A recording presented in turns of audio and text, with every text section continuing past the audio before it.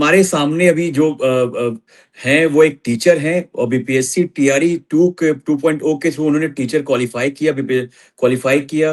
वो BPSC TRE 2.0 की जो जर्नी है हम करने जा रहे हैं उनके साथ। उनका नाम संध्या कुमारी है। वो मुंगेर जिले से हैं और आपको भी जानकर खुशी होगी, वो बिल्कुल मेरे साथ वाले जिले, जब मैं भी खुद भागलपुर से हैं, वो मुंगेर जिले से हैं। अभी वो पटना में कार्यरत हैं और जॉब अभी पटना में कर रही हैं। तो मैम, आप कैसी हैं? आप प्लीज अपने बारे में थोड़ा इंट्रोड्यूस कीजिए। आपने कहाँ से स्कूलिंग की और कैसे कैसे आपने सोचा कि ये शिक्षक बनने का? हाँ जी। सभी को हेलो। आप हमारे जो भी हैं, मेरा नाम संध्या कुमारी है।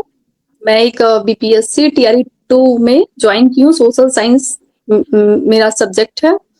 सो मेरा स्कूलिंग मेरे होम टाउन से हुआ है। मैं गवर्नमेंट स्कूल से ही हूँ। और मेरी ग्रेजुएशन भी तिलका मांझी यूनिवर्सिटी से हुई है, सर के जहाँ से हैं भागलपुर, तिलका मांझी यूनिवर्सिटी से हुई है। जी जी। तो आपको क्यों लगा कि ये शिक्षक बनना चाहिए? क्यों बनना चाहिए?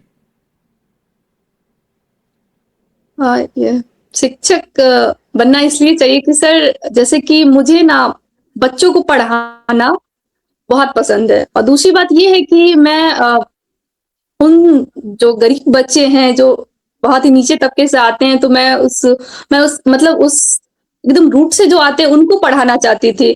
और अभी मैं पढ़ा रही हूँ तो मुझे वो खुशी मिल रही है कि नहीं, उसको शिक्षा मिलनी चाहिए जिसके पास कुछ पहुंच नहीं रहा है। और मैं वहां तक शिक्षा एजुकेशन पहुंचाने की कोशिश, देने की कोशिश कर रही हूँ। तो इस वजह से मुझे वो करना बहुत अच्छा लगा। तो इसी वजह से मैं चाहती थी कि मैं टीचर बनूं, तो बन गई मैं। तो मैम, आप जैसे आपने जर्नी स्टार्ट की तो आपने पहले 6 to 8 का सीटेट क्वालिफाई किया होगा। उसके बाद फिर आपने बीपीएससी की तैयारी की होगी। तो कैसे आप सीटेट का, अगर आप बता पाए कि भाई सबसे पहले स्ट्रेटेजी क्या होनी चाहिए? बस सीटेट स्टार्ट होता है तो सीटेट के लिए आपको कैसे आपने क्वालिफाई किया? सीटेट क्वालिफाई करने के लिए सबसे पहले तो मैं एनसीईआरटी के बुक को फॉलो करती थी, बहुत ही अच्छे से नोट्स बनाना। उसके बाद फिर सबसे ज्यादा दिक्कत वाली बात ये थी कि कंसिस्टेंसी जो है उसमें मैनेज करने में बहुत दिक्कत आ रहा था। तो मैंने फिर किरण पब्लिकेशन का वो मॉक टेस्ट आता है प्रीवियस ईयर, उसको जो लिया, तो फिर उससे वो ठीक है कि एक एक्यूरेसी देता है, मतलब एक्यूरेट वे में कि आप एग्जाम पैटर्न आधारित उसमें क्वेश्चंस है। तो उसके एक्सप्लेनेशन को मैं बहुत मल्टीपल रिवीजन की, तो इससे मुझे बहुत फायदा हुआ। और एनसीईआरटी को तो मैं बेस बना के पढ़ी ही हूँ। नहीं, बिल्कुल। एनसीईआरटी आपको ये पता ही हुआ कि जी जी, क्योंकि इवन बीपीएससी में जो उनका आधार था एनसीईआरटी एससीईआरटी आधारित था, कि जो भी क्वेश्चन वो पूछ रहे थे एनसीईआरटी एससीईआरटी आधारित पूछ रहे थे। तो आपने जैसे जर्नी में स्टार्ट किया एनसीईआरटी, तो आपके लिए वो बिल्कुल नहीं होता कि एक फाउंडेशन बना दिया, आपका बेसिक बना दिया, जिससे आपकी तैयारी लगातार अच्छी रही। और जैसे बीपीएससी टीआरई 2 में जैसे आपको भी ध्यान होगा कि बहुत कम टाइम दिया गया था एग्जाम की तैयारी के लिए। फॉर्म नोटिफिकेशन आई और कुछ दिनों के अंदर ही आपको देना था। तो वो, हाँ, 40 दिन का, तो वो आपने गैप कैसे किया? मतलब उस 40 दिन में आपने कैसे, एंग्जाइटी होती होगी, कैसे आपने इसको मैनेज किया? हाँ, उसमें बहुत एंजाइटी होती है, मतलब बहुत ही कम टाइम है और प्रेशर मतलब इतना था कि मेंटली प्रेशर की पैटर्न भी उतने अच्छे से पता नहीं, क्योंकि बहुत सारे एग्जाम्स तो हुए नहीं थे, ज्यादा एग्जाम्स में मैं बैठी भी नहीं थी, तो बहुत डर भी लग रहा था। तो लेकिन फिर भी मतलब एनसीईआरटी को थ्रू आउट पढ़ते गए, क्योंकि मेरे पास ऑप्शन नहीं था कि आपको बस मेहनत ही आपके हाथ में है। तो मैंने मतलब गई, मॉक टेस्ट देखी, आप किरण पब्लिकेशन का देखी, तो फिर मुझे अच्छा लगा कि ये बेस्ड है, मतलब एनसीईआरटी बेस्ड एससीईआरटी बेस्ड है, तो इसको पढ़ा जाए। तो वो पढ़ी और एनसीईआरटी को फॉलो किया बस। और मेरे पास तो बस मेहनत ही करना था, तो शिद्दत से मेहनत किया गया। सो मतलब रिजल्ट आ गया। उस टाइम में मतलब मेंटली बहुत ही ये था प्रेशर, सोशली प्रेशर, कि हाँ, कि इतना जल्दी रिजल्ट, पैटर्न भी एक कस्टमाइज वे में था नहीं। और तो फिर एक बुक को मतलब कंटिन्यू उसको मैंने फॉलो किया। मेरी स्ट्रेटजी थी कि मॉक टेस्ट लगाना ही है उसका।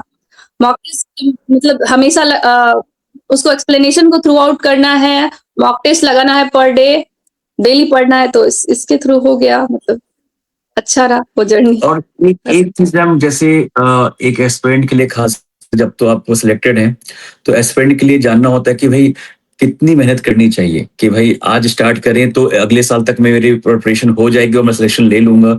तो कितना वक्त लगा आपको क्वालिफाई करने में, मतलब किसी टेट से लेके बीपीएससी तक में कितना टाइम आपने लगाया? कितने साल, 2 साल कितने लगे आपको?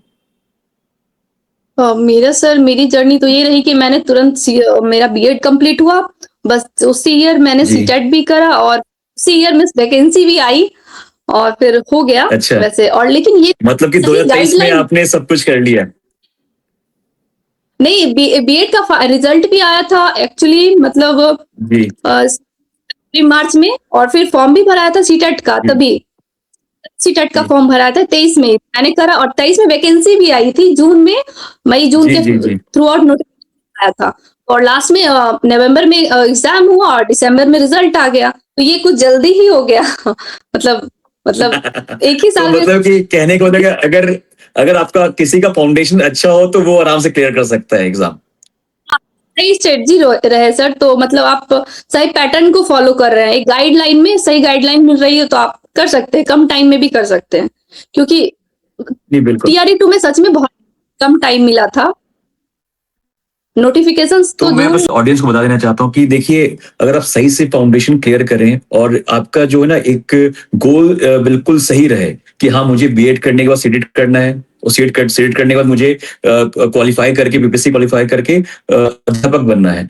तो देखिए, जैसे संध्या कुमारी मैम ने क्या किया, बीएड किया, साथ साथ वो सीटेट की तैयारी कर रही होंगी और साथ साथ उन्होंने सीटेट निकाल लिया, और उनका गोल था कि जैसी वैकेंसी आई तो मैं उस वैकेंसी को निकाल लूं। तो सभी को ये ध्यान रखना पड़ेगा कि गोल बिल्कुल याद अपना बिल्कुल बना के रखना है, और उसके लिए तैयारी ऐसा नहीं कि मैं ये खत्म करूंगा या करूंगी तब स्टार्ट करूंगा, तो उससे पहले हमें स्टार्ट कर देना है कि जैसे आपने फाइनल ये ईयर में सब चल स्टार्ट रहा कर दिया वो सीटेट की तैयारी। जी सर। तो उसके बाद जो है आपने सीटेट क्लियर किया और जैसी भगवान की कृपा से वैकेंसी भी आई और आपने उसको भी क्वालिफाई कर लिया। वैकेंसी आई उस वो मतलब मेरे लिए लकी था कि उसी साल वैकेंसी आई, क्योंकि टीआरई 1 में हम लोग एलिजिबल ही नहीं थे, बीएड वाले निकाल दिया गया। अब तो जी वो जी तो और जी टेंशन जी। में हम लोग का ये हुआ, फिर टाइम भी बहुत कम दिया गया, सबसे टेंशन वाली बात है कि टाइम बहुत कम था, और ये नहीं पता चला था कहाँ से पढ़े, क्या रिसोर्सेस फॉलो करे, क्योंकि टाइम ही नहीं है आपके पास। मॉक टेस्ट लगाना स्टार्ट हुआ, एनसीईआरटी तो मैं बीएड से ही मतलब क्या बोलते हैं सीटेट के से ही पढ़ रही थी, तो वो हुआ तो फिर हो गया लकीली, मतलब कह सकते हैं आप, मेहनत नहीं सही नहीं, बहुत डायरेक्शन में बहुत किया गया तो। कंग्रेचुलेशंस। और आप आपको गाइडेंस आगे आने वाले को भी दीजिए, टीआरई 4 वालों को भी दीजिए कि भाई लगातार एनसीईआरटी एससीईआरटी को फॉलो करें, उस पे आधारित बुक्स को ही फॉलो करें, और ऐसी बुक जो आपने फॉलो की वो जरूर फॉलो करें। हाँ वो तो जरूरी है, क्योंकि एनसीईआरटी बेस्ड ही बेस है, और मेन है उसको कंटिन्यू करे, बार बार उसको रिवीजन करना। लास्ट टाइम में मैं बस रिवीजन ही करती थी, मॉक लगाना है, उसका एक्सप्लेनेशन देखना और फिर रिवीजन करना है, एक गोल, क्योंकि उसके अलावा कोई ऑप्शन नहीं है। और फिर आपके पास कि ज्यादा मल्टीपल बुक्स को ये करेंगे या फिर ज्यादा रिसोर्सेस को फॉलो करेंगे तो फिर आप जो मेन फोकस है, जो मेन डायरेक्शन है, उससे भटक जाएंगे। तो एक ही मॉक टेस्ट लगाइए और फिर एक कंटिन्यू आप एनसीईआरटी बेस्ड पढ़िए, तो हो सकता अच्छा है, एनसीईआरटी बेस्ड हो, तो मैम, मॉक टेस्ट जब हो ज्यादा बेस्ट।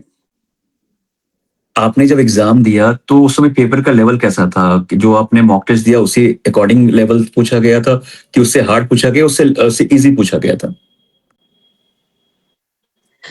एग्जाम तो मॉडरेट था, लेकिन हाँ ये कह सकते हैं कि आपको एक उससे ना ये मिलता है इंस्टिंक्ट, क्या बोलते हैं उसको, कि आप कॉन्टेक्स्ट मिल रहा था मॉक टेस्ट से, कि इस पैटर्न में ही मॉक टेस्ट एनालिसिस उनको मिल बहुत जाता है हेल्प आप। किया है। हाँ जी कि जी। आप तो इतना प्रैक्टिस कर लेते हैं ना कि वो डर खत्म हो जाता है आपके अंदर से, और वो बिल्कुल क्वेश्चन बिल्कुल बिल्कुल। रिलेटेबल था, इवन बहुत सारे क्वेश्चन तो मैच भी किए हैं, मतलब रिलेटेबल था, जो एनसीईआरटी हाँ, बेस्ड था, उससे बाहर नहीं पूछा। कंसिस्टेंसी लगातार कर, जी कंसिस्टेंसी अगर मेंटेन किया जाए तो ये क्लियर किया जा सकता है कोई भी एग्जाम। जी बिल्कुल, ये सबसे तो मैम जरूरी है, रिवीजन, जी, कंसिस्टेंसी। तो मैम एक चीज बताइए, जब आपका रिजल्ट आया और उस लिस्ट में आपने अपना नाम देखा तो आपको कैसा लगा?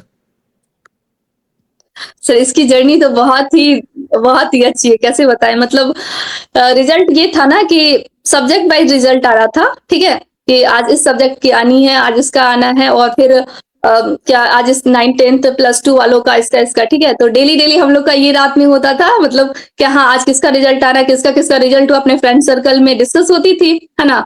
तो फिर एक दिन डेली रिजल्ट देखते एक दिन ऐसा भी हुआ कि मेरा भी रिजल्ट आया, और ये बात बिलीव ही नहीं हुआ हमसे कि मतलब भाई मेरा रिजल्ट देखा तो बोल रहा है कि तुम लगता है निकल गई, तुम लगता है तुम्हारा जॉब हो गया, तुम पास हो गई। तो हम बोले अच्छा ऐसा है क्या, फिर हमको बिलीव नहीं हुआ। फिर उसने मम्मी को वो बता दिया था, तो मम्मी को बताया तो मम्मी फोन कर रही है, मम्मी को मतलब ये मम्मी फोन करके बोल रही है कांग्रेचुलेशन के मैसेज आ रहे हैं।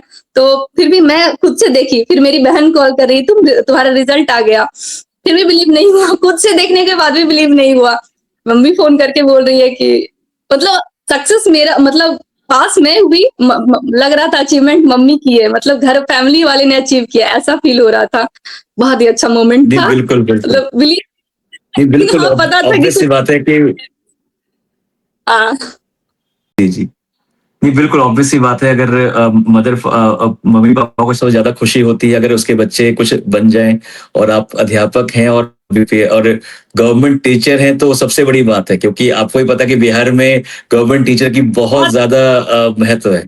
मतलब मैं प्राइवेट इंस्टीट्यूट में भी पढ़ाई हूँ, तो जी जी लेकिन होने के बाद फिर बहुत अच्छा लगा। घर वालों को तो मतलब लग रहा था मम्मी ने मतलब तो सक्सेस मम्मी की है, तो वो जो उनका जो जर्नी था मेरे साथ ऐसा मेरा ही जर्नी था, मेरे सक्सेस में फैमिली वाले बहुत सपोर्ट किए, खासकर मम्मी।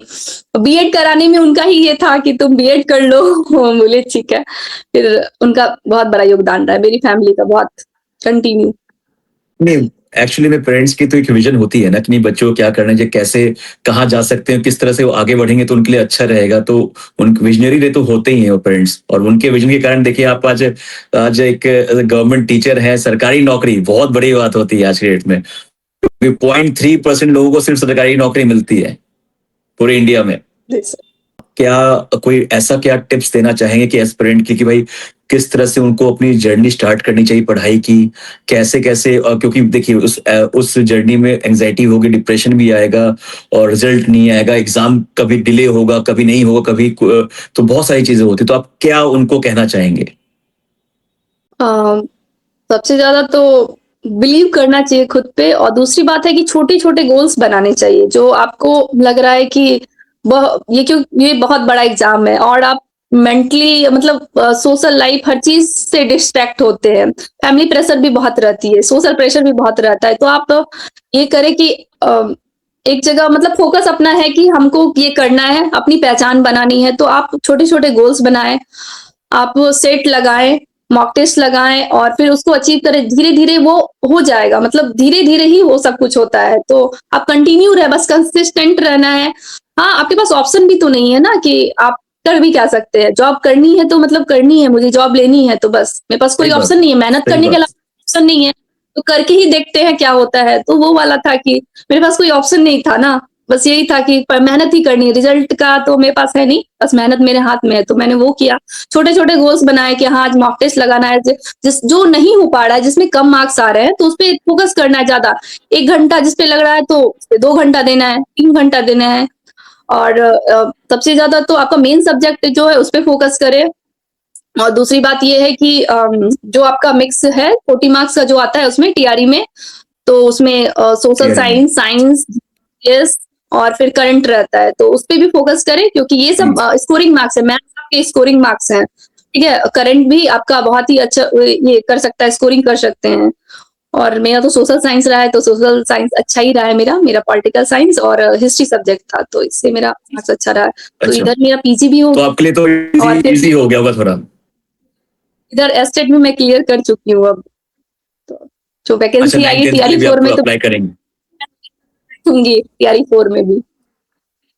नहीं नहीं, बिल्कुल अच्छी बात है, 9th 10th के टीचर बनिए, और भी अच्छे अच्छे बड़े बच्चों को पढ़ाइए, ताकि क्योंकि वो बहुत अच्छी बात है। तो मैम एक चीज और आपसे पूछना है कि क्या कोई आप मोटिवेशनल लाइन बताना चाहती हैं बच्चों के लिए? क्या क्या उनके लिए होना चाहिए कुछ भी? मोटिवेशनल लाइन, तो मोटिवेशनल लाइन ये होगा कि आप खुद पे मेहनत करें, खुद पे वक्त दें, और खुद अपनी पहचान बनाए, इसमें ये ज्यादा अच्छा लगता है, आपकी पहचान आपसे है, तो आप खुद को वक्त दे और अपना पहचान बनाए, इससे ज्यादा वो जब अचीव करेंगे, पेरेंट्स वो देखेंगे आपको, जब दुनिया देखेगी, जब लोग जानेंगे, आपके मोहल्ले गांव के लोग, तो फिर जी वो जी। ज्यादा बेस्ट लगता है। आपको बहुत इंडिपेंडेंसी मिलेगी, मतलब हाँ, जॉब जरूरी है ऐसा है ये चीजें। नहीं, जैसे कि बहुत जैसे खासकर अगर कोई लड़की अगर जॉब करती है तो एक सेल्फ इंडिपेंडेंट हो जाती है फाइनेंशियली भी, और अपने हर तरीके से डिसीजन ले सकती है। कल को शादी भी होती है तो अपने फाइनेंशियली स्ट्रांग है तो बहुत सारे डिसीजन वो खुद से ले सकती है, जो कि आज की डेट में बहुत जरूरी है। क्योंकि आज की डेट में अगर लड़कियां अगर आगे बढ़ती हैं तो ऑब्वियस सी बात है कि जैसा मोदी जी भी बोलते हैं कि भाई देश आगे बढ़ेगा। तो बहुत बड़ी बात है कि हाँ सेल्फ इंडिपेंडेंट होना। तो ये जो आप एक लड़कियों में मैं देखता भी हूँ आज के डेट में कि उनको ये रहता है कि नहीं, मुझे मुझे खुद से कमाना है, खुद से सेल्फ इंडिपेंडेंट होना है, फाइनेंशियली भी और हर तरीके से। तो ये ऐसा क्या आपके मन में था? हाँ, वो इंडिपेंडेंसी मुझे चाहिए थी, क्योंकि जब आप इंडिपेंडेंट होंगे ना, तो उसकी वैल्यू को समझेंगे कि नहीं, जो चीज जिस आप जो सही भी चीजें है ना, आप हक अपने लिए भी बोल पाएंगे, और वो उससे ज्यादा मतलब अच्छी फीलिंग हो ही नहीं सकती। इंडिपेंडेंट होना, फाइनेंशियली इंडिपेंडेंट सब कुछ दिला सकता है, और आपके आपके बातों की वैल्यू होगी एक समाज में, एक लोगों में, आपके लोग सुनेंगे, लोग आपकी सुनेंगे, सबसे बड़ी बात है। अ, नहीं, बहुत जरूरी बहुत है ही आज के डेट में। बड़ा नहीं, चीज सभी को होना चाहिए, इंडिपेंडेंसी, सभी को होना चाहिए। ये तो चीज है। खासकर लड़कियों के लिए तो जरूरी है, बहुत जरूरी है। वो मतलब आपके लोग सुनते नहीं है, कोई नहीं आपको समझते हैं, लेकिन आप जब अचीव कर लेंगे कुछ ना, तो लोग आपको समझेंगे, सुनेंगे, आप आपसे ओपिनियन भी लेंगे। ये रियलिटी है, मैंने खुद खुद इसको फेस किया है कि नहीं, मेरी जॉब नहीं थी तो मैं मतलब बोल नहीं पाती थी, और लोग सुनते भी नहीं थे क्योंकि बिलीव नहीं करते थे। लेकिन अब मैं जॉब कर चुकी तो लोग मुझ पर बिलीव करते हैं, मेरे घर वाले खुद मुझसे पूछने आते हैं, मतलब पूछते हैं कि चलो ऐसा ऐसा बात है, क्या क्या किया जाए, ऐसा है। तो ये रियलिटी है कि आप इंडिपेंडेंट होंगे तो आप बहुत बहुत अच्छा फीलिंग होगी वो, मतलब बियॉन्ड एवरीथिंग कह हाँ, सकते बस लड़कियां एक हाउस मेकर से एक डिसीजन मेकर बन जाती हैं आफ्टर फाइनेंशियली इंडिपेंडेंट होने के बाद। नहीं, हैं। बहुत अच्छी बात है मैम, और बहुत अच्छा लगा आपसे आपके साथ पॉडकास्ट करके।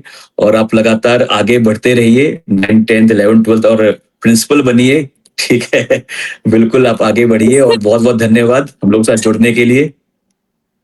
जी सर, और थैंक आप यू। कुछ लास्ट लाइन कहना चाहते हैं हमारे ऑडियंस के लिए?